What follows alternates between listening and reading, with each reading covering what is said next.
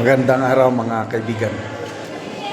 Bigyan natin ng reaction, opinion ngayon ang pahayag ni Father Flavi Villanueva, isa sa mga pari na nagsampa ng plunder, malversation, bribery at iba pang mga kaso laban kay VP Sara sa Ombudsman. Ganito ang kanyang pahayag. Kung walang itinatago ni Vice President Sara, dapat harapin niya ito. Walang politika dito. Tapos sabi niya, bilang pari ng simbahan,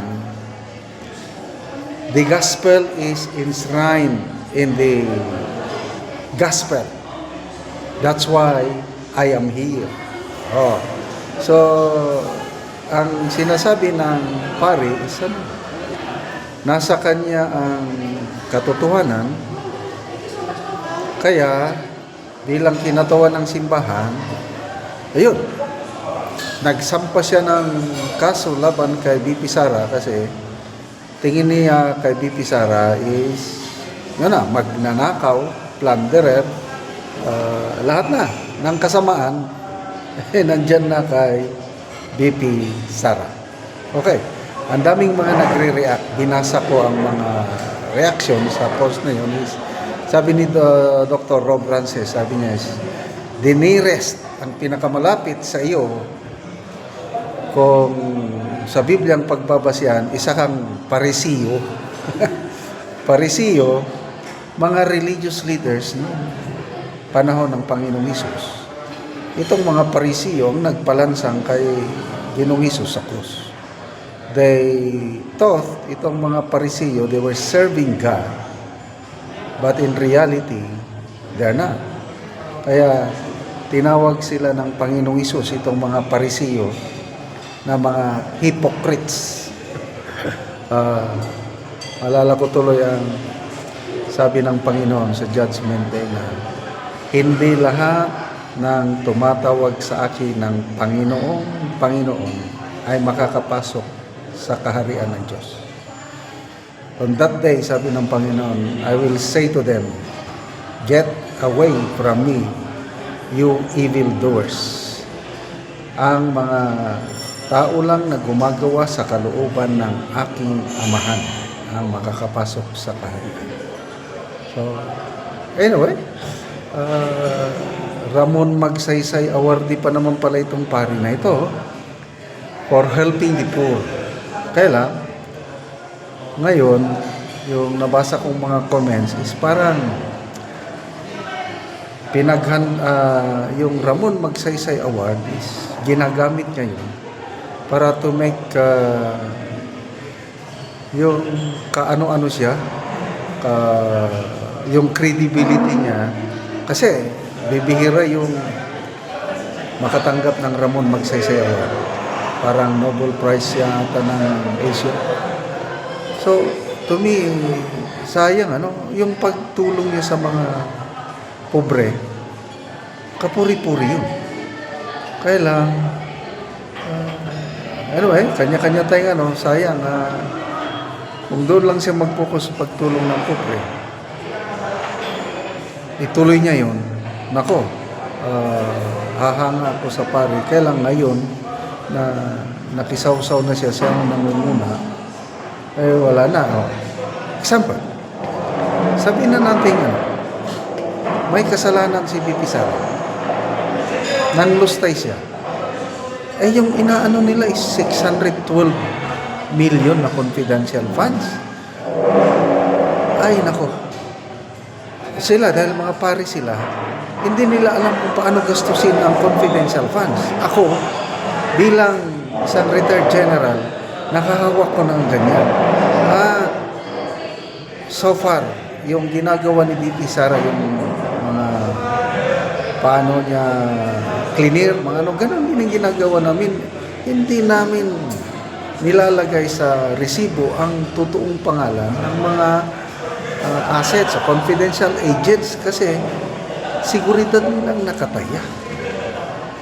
Tapos, ang COA ang ultimate ang mandato, konstitusyon ng the only agency o institution na nabigyan ng kapangyarihan to say may ginawang kalukuhan o hindi is COA. Yung COA 3 years in a row nagbigay ng unmodified opinion sa Office of the Vice President. What does that mean? To me, matino. So yung confidential funds na kini-question, sige na lang, bahala na sila. Basta to me, although kapuri-puri ang pari na ito, dahil nga Ramon Magsaysay awardee. Ngayon, na to me, yung kahit sabi niya walang halong politika, I don't believe so. Politika ito. Sabi nga ni Attorney Guanzon, this is, anong tawag niya? Demolition job 2.0. Kasi hindi nila nakaya na patalsikin si BP Sara yung first attempt nila, yung impeachment na ibinasura ng Korte Suprema. Ito ngayon, they are now preparing the way for the second impeachment next year. At itong mga ingay nila ito, lahat ito kasama na sa preparasyon para they are trying their best to destroy BP Sara. But ito, nakakatuwa, isang retired Supreme Court Justice, si Justice Noel Tiham, sabi niya, nakakatuwa yung Ramil Madriaga affidavit, parang ano yan, parang ginaya lang nila si Saldico. Sabi niya, kailan si Saldico mas kapanipaniwala, itong Ramil Madriaga talagang the worst. At itong ginagawa kay BP Sara is nagpapatunay lang at takot na takot sila, itong mga kalaban niya sa politika kay BP Sara. Dahil alam nila pag nanalo si BP Sara is the end of their political career. Kaya tayong mga ka-DDS, magkapit bisig tayo, huwag tayong bibitiw.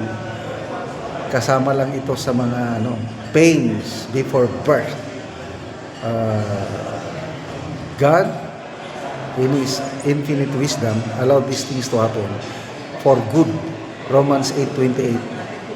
Anong sabi doon? All things work together for good to those who love God, to those who are called according to His purpose.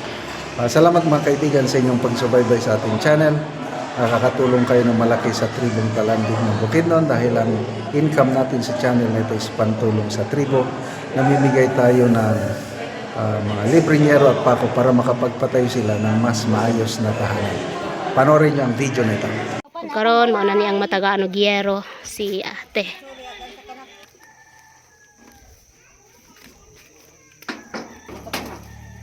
So mo na nilang balay. So luoy gud kay sila. So mo lang nang ilang balay. So mo na mong gitagaan og yero si ate. O mo niyang ilang kahimtang dari sulod. So ginapuy-an pa ni. So tan-awa ang abuhan guys. So makita nimo nga luoy gid kay sila ang ilang kahimtang, walang nang ilang abuhan.